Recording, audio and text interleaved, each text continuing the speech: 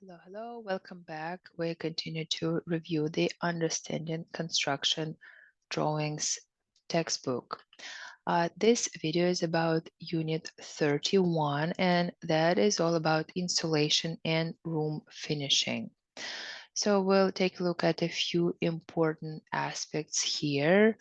We'll identify the insulation that is to be used in walls, floors, and ceilings. Then take a look at the wall, ceiling, and floor covering materials, and also list all the kinds of interior molding. So let's start with the insulation. We know that thermal insulation is any material that is used to resist the flow of heat. In very warm climates, thermal insulation is used to resist the flow of heat from the outside to the inside. In cold climates, thermal insulation is used to resist the flow of the heat from the inside to the outside. And insulated material is rated according to its ability to resist the flow of heat. And that is the R value of the material. So the higher the R value, the better the material insulates. And usually R values range from R13 to R38. Here in the textbook, you can see the chart showing common types of thermal insulation. And we can see that there is a fiberglass blankets and beds. And usually there's a thickness given and the comments, like where it's best to use it and other remarks. So for example, for the fiberglass blankets and beds, that is available with or without vapor barrier on one side. So fiberglass blow-in wool, and that is blow-in or pour-in insulation inside cellulose and mineral wool. Then rigid fiberglass board, that is similar to the blankets, but with rigid binder to create rigid boards. Also, closed cell urethane foam board, that is a rigid board. Then foamed in place urethane, and that is the plastic material that may be foamed in place. And polyisocyanated foam or polyiso, that is usually available as rigid foam boards. So thermal insulation is generally available in four forms, and those are formed in place. And we just saw those steps. So those are foamed in place, rigid boards, then blanket insulation, and the loose fiberglass. So also please again take a look at all the images here. You can see blow-in wool, you can see blanket insulation, rigid, foamed in place insulation, and so on. So the insulation is usually shown in the building sections, and if the insulation is to be installed between studs, joists, or rafters, it will be sized accordingly. So for example, if the beds are to be used in a 2x4 wall, the insulation will be indicated as 3.5-inch thick. So that will be in between, that will be in the stud cavity. So one of the main reasons why many houses are framed with 2x6 is to create the space for insulation between the studs. And where insulation is used in ventilated spaces, there should be room for the necessary air circulation.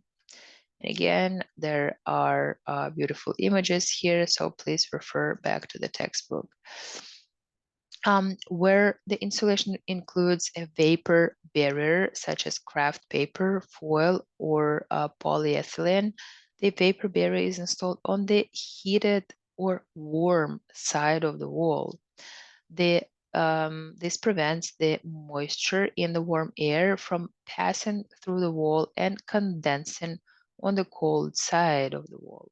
So such condensation can reduce the R value of the insulation and cause painted surfaces to blister and peel.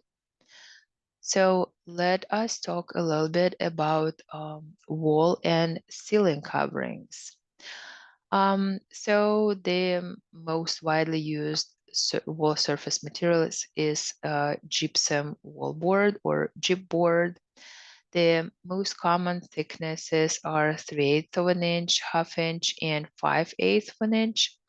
So if the gypboard, or sometimes it's called sheetrock, when the sheetrock is to be used over framing that is spaced more than 16 inches on center or over masonry, the designer may call for furring.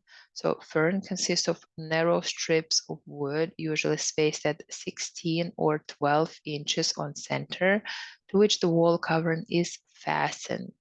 So the fern, if any, is to be used, and the thickness of the gypsum wallboard are indicated on the wall sections.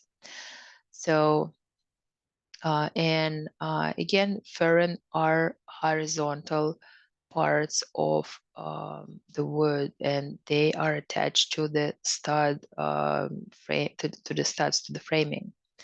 So ceramic tile is also frequently used on bathroom walls, and that is installed over a base of cement board or special tie backer board.